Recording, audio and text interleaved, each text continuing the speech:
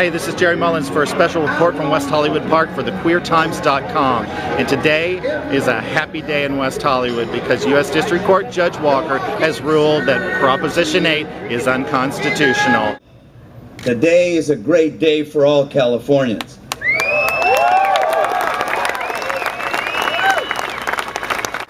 The Proposition 8 trial puts real faces to the true stories of men and women across our country who have dealt every day with the tragic reality that their relationships are somehow seen as different, inferior in the eyes of the law.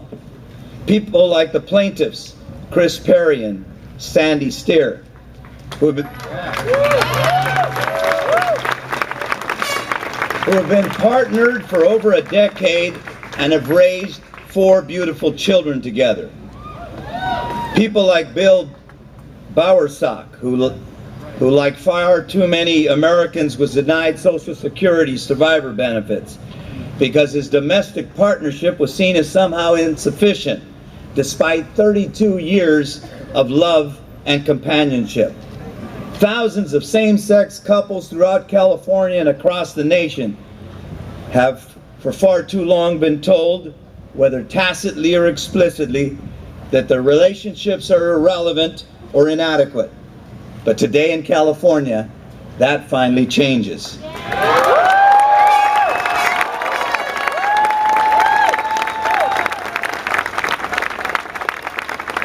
Today, a federal court has affirmed, and I quote, "Because Proposition 8 prevents California from fulfilling its constitutional obligation to provide marriages on an equal basis, the trial court concludes that Proposition 8 is unconstitutional."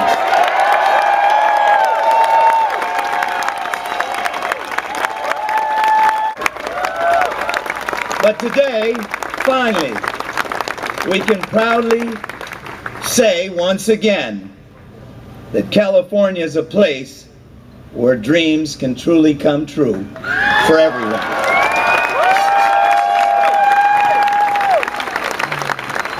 Thank you.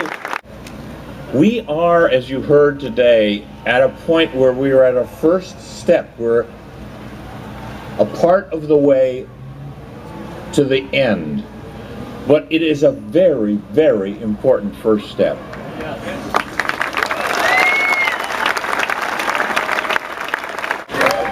Many, many people decided that the challenge to Proposition 8 that was brought to the California Supreme Court did not have a chance of winning because it was challenging a constitutional amendment as violating the Constitution, and that the real challenge ought to be the real wrong with Proposition 8, which is the denial of fundamental rights and equality and decency and fairness and equal citizenship to our citizens.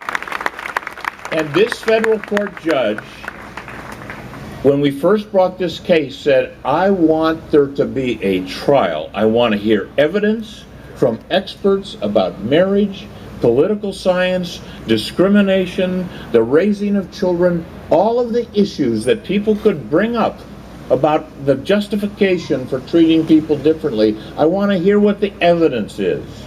And we put on the evidence. We brought experts from all over the world to testify about all of those issues, and you had to be there. But if you couldn't be there, read the transcript of that case, and you will learn, as we have learned,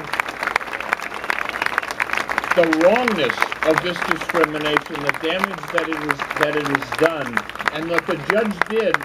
The judge then had that trial. It was a 3-week trial in January, and then he considered all of the issues. We listened to closing arguments. This was the most conscientious example of justice in America that in my 45 years of practicing law I've ever seen.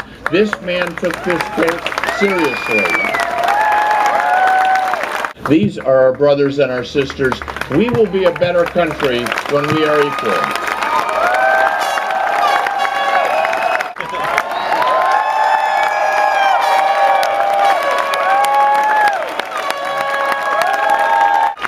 It's a great day for Chris and Sandy and Jeff and Paul.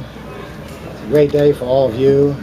It's a great day for all America, because today America came closer to the ideal that we've been striving for since this country was founded. This country was founded on the idea that all people are equal. And that is the core of what America is. We are not a country of a particular race or a particular ethnicity, a particular language, a particular color. We are a nation of a culture. And that culture is the culture of equality. The mouths of the defendant's own witnesses, who were ultimately forced to admit that they had no evidence whatsoever